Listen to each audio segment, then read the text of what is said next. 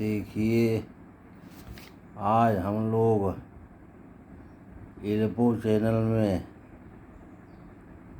गीत का शुभारंभ कर रहे हैं और आप लोगों को अच्छे अच्छे गीतों से वाकिफ़ करवाएंगे हम। आज से इल्पो चैनल में गीत का शुभारंभ किया जा रहा है। गीत भजन कीर्तन का शुभारंभ हो रहा है।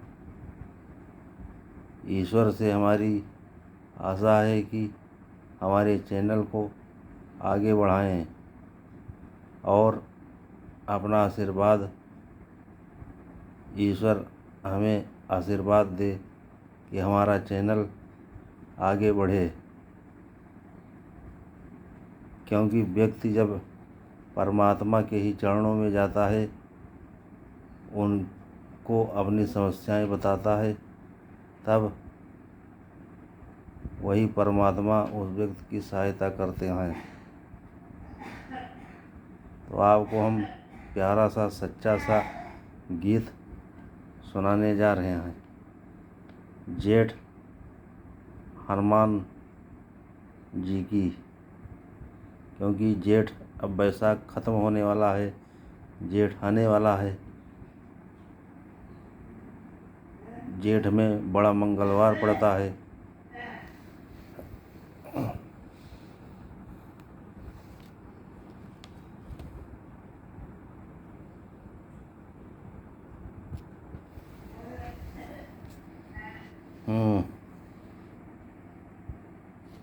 तो गीत चालू किया जाए।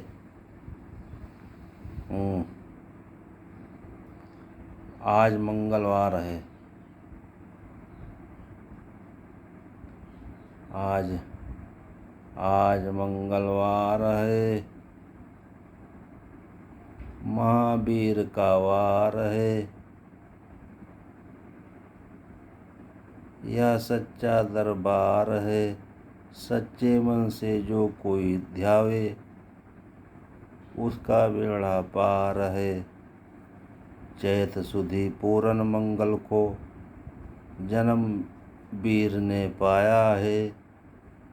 लाल लंगोटा गदा हाथ में, सिर पर मुकुट सजाया है। शंकर का अवतार है, महावीर का वार है। ब्रह्मा जी ने ब्रह्म ज्ञान का बल भी तुम्हें पाया है। राम काज शिव शंकर ने वानर रूप सजाया है। आज मंगलवार है, महावीर का वार है। लीला अपरंपार है, महावीर का वार है। बचपन में महावीर ने हरदम ध्यान लगाया है। श्राप दिया मुनि ने, तुमको बल का ध्यान भुलाया है। राम नाम आधार है, महावीर का वार है। राम जन्म जब हुआ अयोध्या, कैसा नाच नचाया है। कहा राम ने लक्ष्मण से, या वानर मन को भाया है। राम लक्ष्मण में प्यार है, महावीर का वार है। पंचवटी से सीता को रावण जब लेकर आया है, लंका में जाकर तुमने माता का पता लगाया है। अक्षय को दिया मार है, महावीर का वार है। मेघनाथ ने ब्रह्मफास में तुमको आन फंसाया है। ब्रह्मफास में फंसा करके ब्रह्मा का मान बढ़ाया है। बजरंगी की बाकी मार, महावीर का वार है। लंका जलाई आपने, रावण भी घबराया है। श्री राम लखन को आकर के सीता संदेश सुनाया है। सीता शोक अपार है, महावीर का वार है। शक्ति बाण लग्यो लक्ष्मण को, बूटी लेने धाये हैं। लाकर बूटी लक्ष्मण जी के, तुमने प्राण बचाए हैं। राम लखन का प्यार है, महावीर का वार है। राम चरण में महावीर ने हरदम ध्यान लगाया है।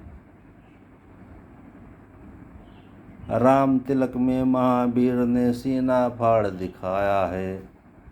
सीने में राम दरबार है, महावीर का वार है। यह सच्चा दरबार है, महावीर का वार है। देखिए,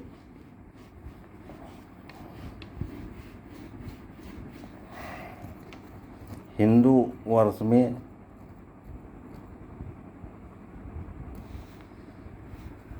जो जेठ महीना होता है उसमें बड़ा मंगल पड़ता है और हनुमान जी ही शंकर जी के 11वां रुद्र अवतार थे। हनुमान जी पवन पुत्र और अंजनी के पुत्र थे। वो बड़े होकर भगवान राम के अनंत भक्त थे और बड़े होकर उन्होंने राम काज को किया। और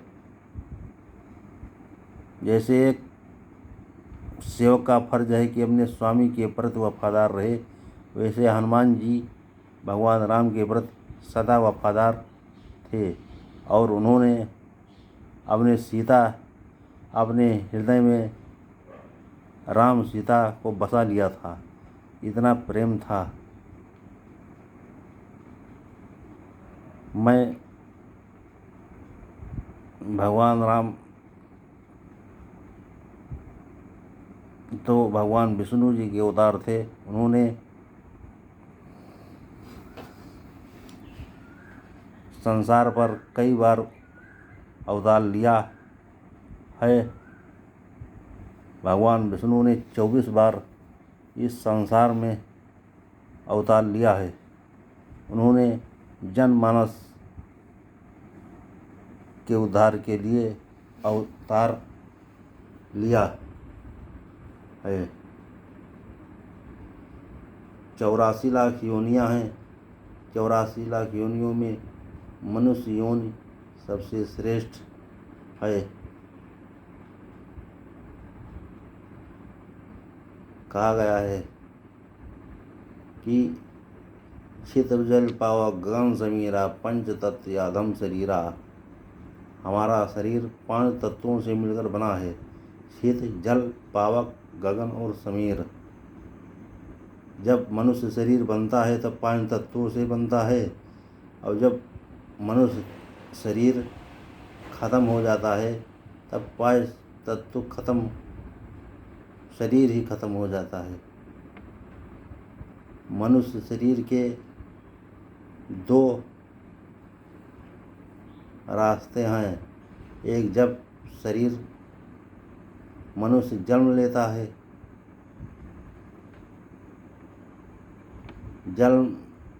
है, और फिर मृत्यु।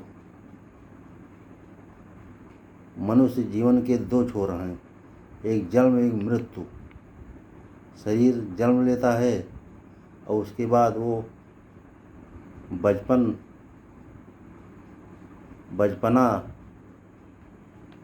में आता है, और इसके बाद जवान होता है, और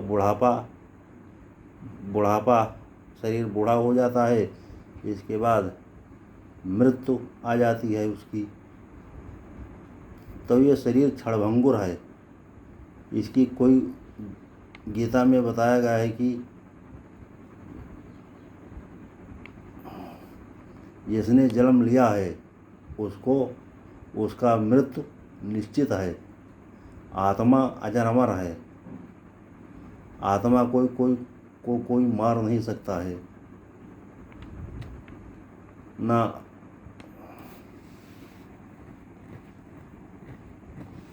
नैनम छिन्दन्त शस्त्राणि नैनम दहत पावका न चैनम त्यापो न सुसैत मारुता।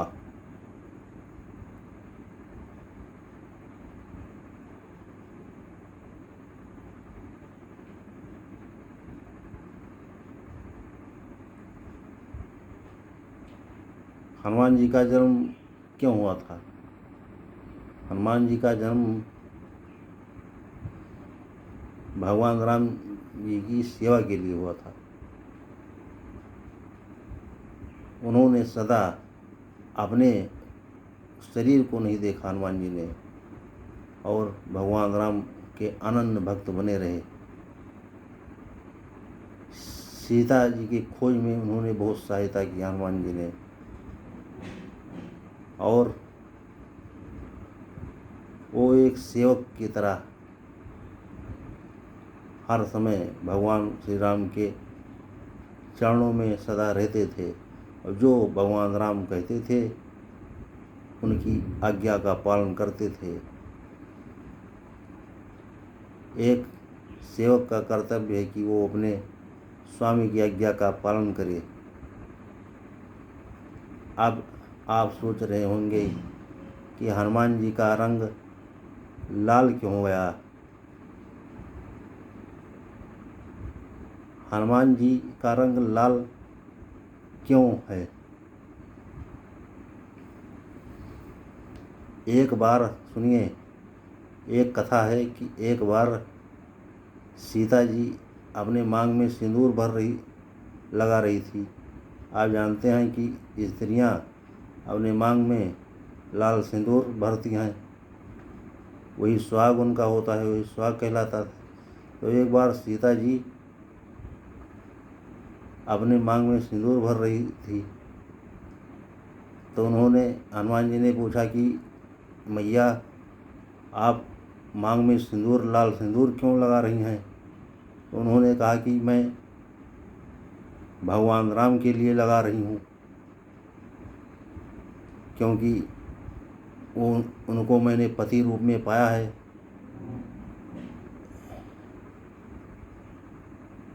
तो हनुमान जी ने कहा कि मैं भी मैया लगाना चाहता हूँ, आप उनकी भक्त हैं तो मैं भी उनका भक्त हूँ। तो उन्होंने लाल सिंदूर से पूरे शरीर में लगा लिया। तभी से उनको लाल सिंदूर प्रिय हो गया और उनका शरीर पूरा लाल लाल हो गया।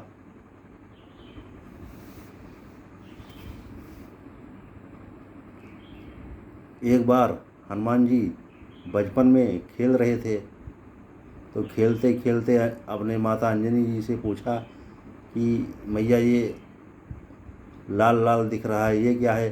तो उन्होंने कहा कि ये तो सूर्य भगवान हैं।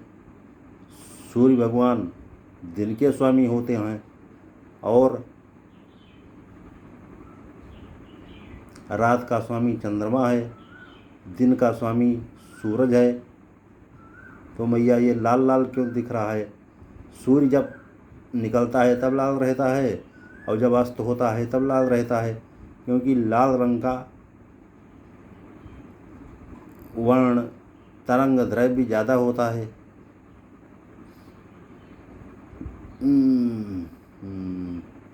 तो उन्होंने कहा कि मैं ये फल है, ये मैं खाना चाहता हूँ। तो हनुमान जी ने उड़ते हुए आकाश में गए और सूर्य भगवान को निगल लिया। तब पूरे संसार में, पूरी दुनिया में अंधकार छा गया। तो इंद्र देवता ने सभी देव ब्रह्मा विष्णु महेश के पास आए। उन्होंने कहा ये तो बहुत लीला परम्पार है। सूर्य भगवान को ही फल जानकर निकल दिया हनुमान जी ने।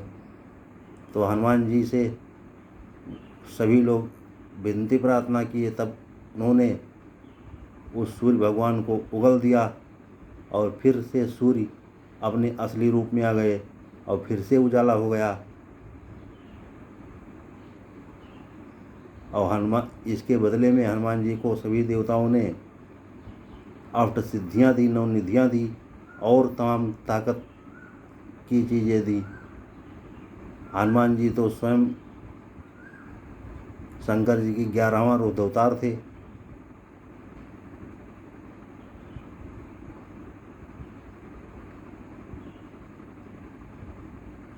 हमें हनुमान चालीसा पढ़ना चाहिए। हनुमान चालीसा पढ़ने से हमारे जीवन की समस्याएं, कठिनाइयाँ, संघर्ष दूर होता है। हमें एक सप्ताह में मंगलवार हनुमान जी का दिन है, शनिवार हनुमान जी का दिन है, तो हमें मंगलवार और शनिवार को हनुमान चालीसा का पाठ करना चाहिए।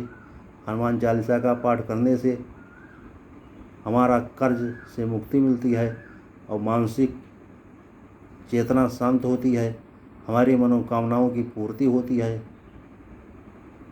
अब हनुमान जी को मनोकामना के लिए क्या क्या चढ़ाना चाहिए? हनुमान जी को मनोकामना पूर्ति के लिए चमेली का तेल चढ़ाना चाहिए, खड़ाऊ चढ़ाना चाहिए, लंगोटी चढ़ाना चाहिए और लाल रंग चढ़ाना चाहिए, नारियल चढ़ाना चाहिए, मोती चूर का लड्डू चढ़ाना चाहिए, बेसन का लड्डू चढ़ाना चाहिए हमें। और हमें और अच्छा अगर हनुमान जी का ध्यान करना है तो श्री रामचरितमानस में सुंदरकांड है, सुंदरकांड का हमें पाठ करना चाहिए।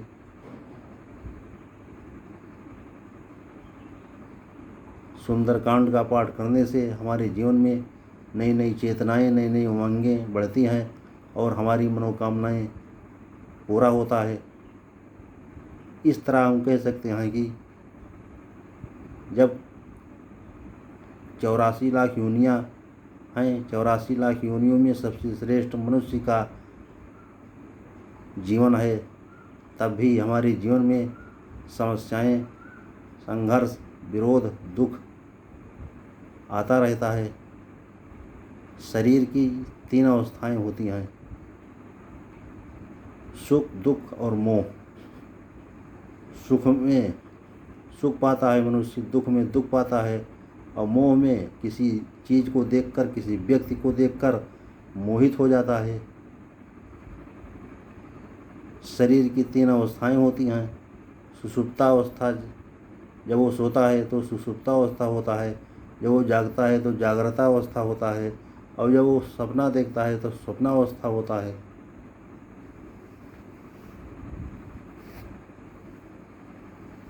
तो हमारे कहने का भाव है कि हम अपना जीवन शैली इस तरह कर लें, अपने जीवन को कर्म प्रधान होना चाहिए हमारा जीवन। माता पिता जन्म के साथ ही होते हैं।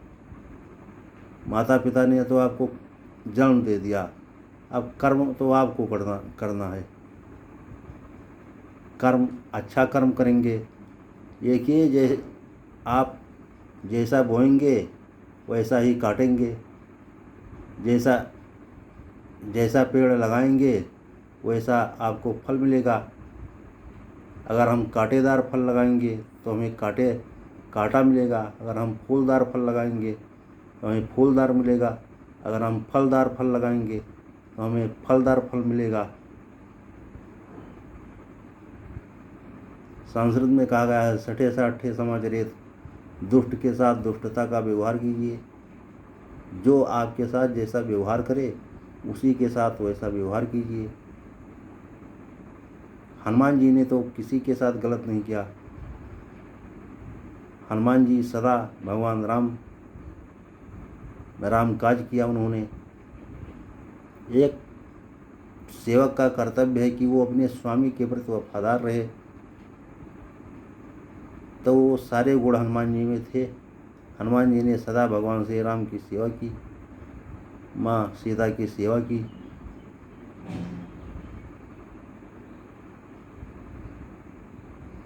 अब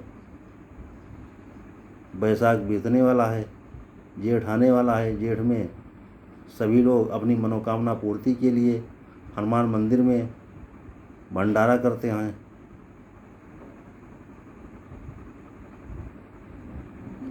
और उनकी मनोकामनाएं पूरी होती है।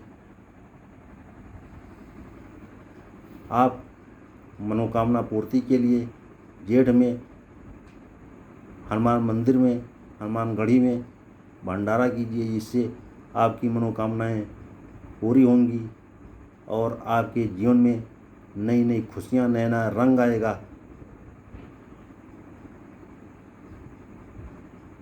तो अब हम आगे अपने चैनल में मिलेंगे।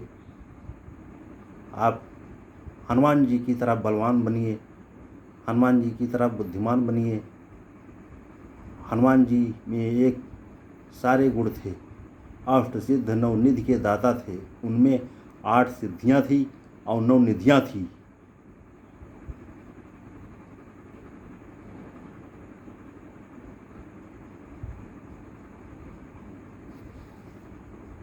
तो ठीक है, फिर मिलेंगे हम।